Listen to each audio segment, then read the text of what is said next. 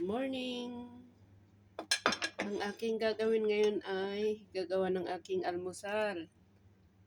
Napapansin niyo siguro na kadalasan sa aking video ay may ganito na palaman. Kasi every Monday meron silang menu na may ganito. So pag hindi nila naubos, ginagawa kong palaman. Kasi ito yung balat niya. Kasi kapag leftover na to, ano ba yan? Anong tawag doon? Very dry. So, ang ginagawa ko, instead na ulamin ko, ginagawa kong palaman. Ganyan. Ito yung salmon cut na yung nakat na salmon. Ayan. Minsan nilalagyan ko ng ganitong itlog, minsan hindi. Pure lang. Gusto ko lang kasi lagyan ng itlog. Yan, kalahati lang. Tapos kainin ko yung isang itlog. Yan, yung pwede namang hindi lagyan.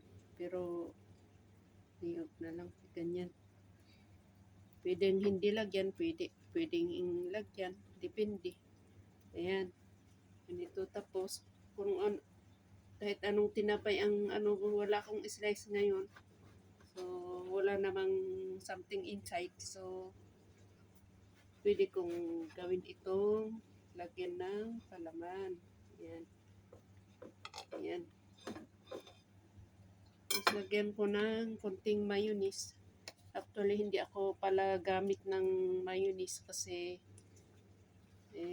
paborito ng maraming katawan ito. So, nilalagyan ko lang ng konti paminsan-minsan. Paminsan-minsan, nasaan ba yung aking tinidor? Ayan. Ganyan lang. Para magkadikit lang ng konti yung para hindi siya mahulog. Masarap siya. Sinubukan ko yung tuna natin, tuna na dilata. Okay din naman, kaya lang malansa. Ayan, lagay natin sa ating tinapay. Pwede natin hatiin ito para mas magandang, masyadong mahaba. Ayan. Lagay natin sa ating tinapay. Ayan. Ganyan ang ginagawa ko para dagdag sustansya sa ating tinapay, ating katawan. Ayan.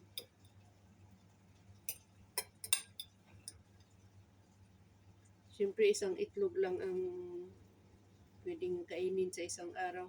Yung di ko lang alam sa iba. Pero di ako lumalampas sa dalawa o Saka hindi araw-araw. Kapag lang, kapag gusto lang. O, ayan. So, it's it na. Yan.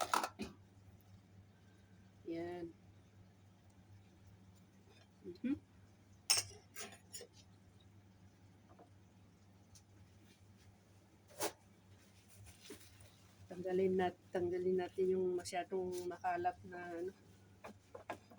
Ayan. Okay, let's eat breakfast. Thank you so much sa panonood. Maraming salamat sa inyo, subscribers and viewers. Dahil lagi kayong nandyan, hindi kayo nang iiwan. Thank you so much. Yan. Salamat sa panonood sa aking simpleng breakfast. Yan. Diba? Sana po nag-enjoy kayo. Sana nagustuhan nyo. Yan. Kahit naman walang itlog, okay lang. Yan. Bye-bye. Thank you so much. Magpakita pala ako. Hindi ko niyo ako nakita. Saan ba? Saan ba? So, bye-bye. Thank you so much.